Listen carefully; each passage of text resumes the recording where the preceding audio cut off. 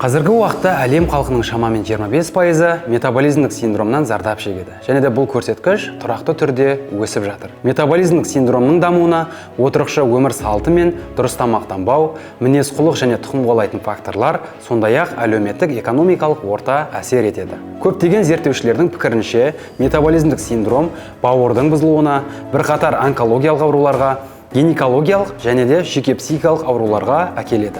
Соңғы уақытқа дейін бұл синдром егде жастағы адамдардың ауру деп саналса, қазір жастар арасында да жылдан жылға көбейіп барады. Ахмет Яссауи университетінің ғалымдары осы мәселені шешу үшін метаболизмдік синдромның генетикалық аспектілеріне арналған кешенді зерттеу жұмыстарын жүргізіп келеді. Менің аты жөнім Нұсқабаева Гүлназ Оразбекқызы. Ахмет Яссауи университеті медицина факультетінде метаболизмдік синдромы бар науқастарда генетикалық аспектілерін зерттеу тақырыбы бойынша ғылыми жұмыстарымыз жүргізіліп жатыр. Метаболизмдік синдром дегеніміз бұл метаболизмдік бұзылыстарынан дамитын аурулар жиынтығы болып табылатын синдром. Мысалы, семіздік, қан қысымының жоғарылауы, қант диабеті және мысалы липидтер алмасу бұзылыстары.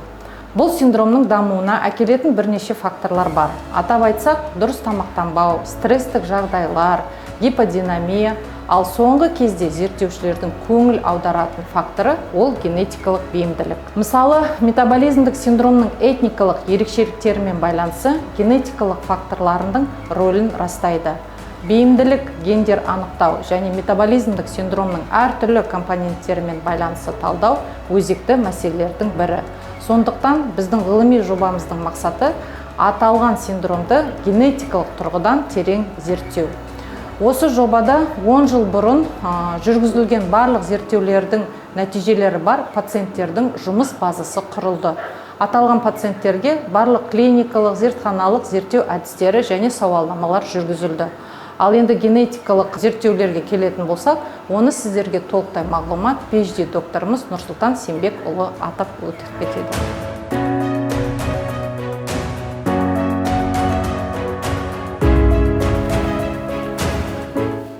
Ахмет Яссауи атындағы Халықаралық Қазақ-Түрік университетінің клиника-диагностикалық орталығына қарасты зертханасында жобамыздың негізгі генетикалық бөлімдері жүзеге асырылады.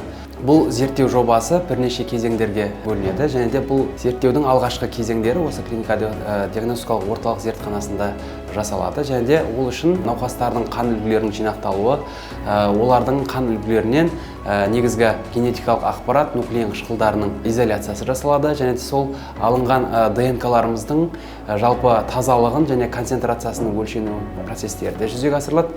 Және де бұл зерттеудің негізгі бөлімі біздің университетіміздің негізгі серіктесі Түркия Республикасы Ержес университетінің қарасты Генкөк ғылыми зерттеу институтында профессор Юсуп Озкүл мырзаның жетекшілігімен және де біздің осы жоба орындаушыларымен тікелей араласумен жүзеге асырылады.